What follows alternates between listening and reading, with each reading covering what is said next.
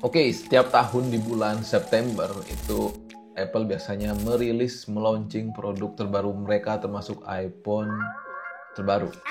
Jadi setiap September itu orang-orang menunggu iPhone terbaru. Akan tetapi di tahun 2026 mendatang, Apple akan mengubah kebiasaan ini yang berencana akan merilis iPhone 2 kali dalam setahun. Oke, sebelumnya kenalin, namaku Dharma dan di channel ini aku bahas tentang teknologi, game, dan kadang ngevlog random lah. Yang suka dengan konten-konten ini bisa subscribe ke channel ini. Terima kasih. Kita lanjut ke videonya.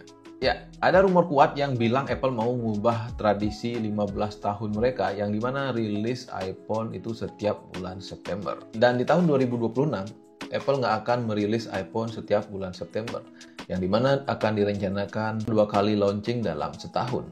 Dan kalau beneran ini terjadi, ini akan merupakan perubahan kalender besar-besaran yang dilakukan oleh Apple. Yang jadi pertanyaan, kenapa sih Apple melakukan perubahan ini?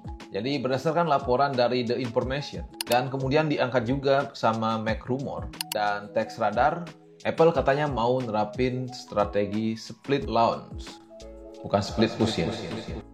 Jadi split launch ini akan dimulai di tahun 2026 pas iPhone 18 rilis ya. Artinya iPhone nggak bakal rilis barengan lagi kayak biasanya. Mereka bakal pisah jadwal rilis. Maksudnya pisah jadwal rilis gimana? Apakah iPhone 18 kemudian beberapa bulan lagi iPhone 19 atau gimana? Jadi yang pertama, itu gelombang pertama itu katanya akan ada di bulan September. Itu mereka akan launching varian kelas atas mereka, itu iPhone 18 Pro dan iPhone lipat. Katanya tahun pas perilisan iPhone 18 Pro ini akan juga dirilis iPhone lipat pertama. Jadi itu akan dirilis sekitar September 2026.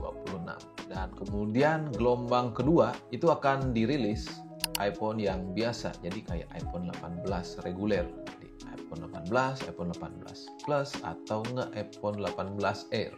Dan termasuk juga iPhone 18i. Jadi kemungkinan besar akan dirilis di bulan Maret dan April tahun 2027. Kalau ini beneran, jadi Apple mengikuti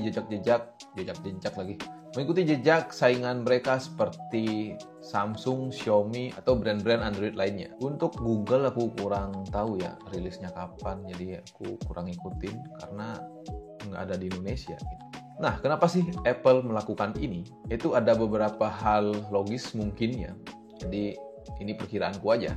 Itu yang pertama adalah masalah produksi. Rilis iPhone dalam satu waktu bikin pressure ke supplier atau pabrik itu lumayan gede banget. Dengan misah jadwal, Apple bisa atur alur produksi itu lebih stabil. Jadi yang kedua itu masalah di penjualan. Di kuartal awal seperti Januari sampai Maret, itu Apple dikatakan selalu lesu di masalah penjualan. Jadi pendapatannya kurang lah intinya.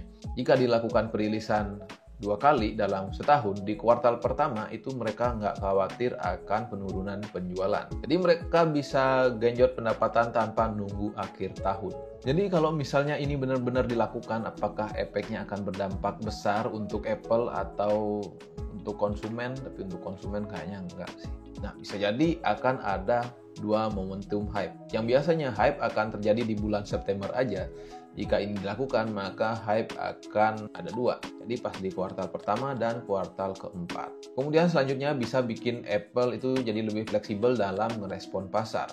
Kemudian untuk sisi buruknya apa nih kira-kira? Konsumen mungkin bisa jadi bingung beli iPhone sekarang atau nunggu nanti yang reguler.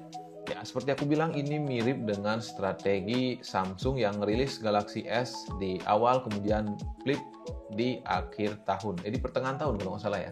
Jadi menurut kalian gimana langkah dari Apple ini? Apakah menurut kalian itu jenius atau bakalan merusak tradisi di bulan September? Karena ini Apple sekarang kayaknya meniru brand-brand lain gitu. Jadi ciri khas Apple-nya itu semakin berkurang ya sekarang gitu. Oke, tulis opini kalian di kolom komentar. Jadi aku pengen dengar pendapat kalian. Dan jika kalian suka konten seperti ini, silahkan klik tombol like dan jangan lupa subscribe teman-teman. Dan sampai jumpa di video berikutnya. Terima kasih telah menonton. Thank you, thank you, thank you.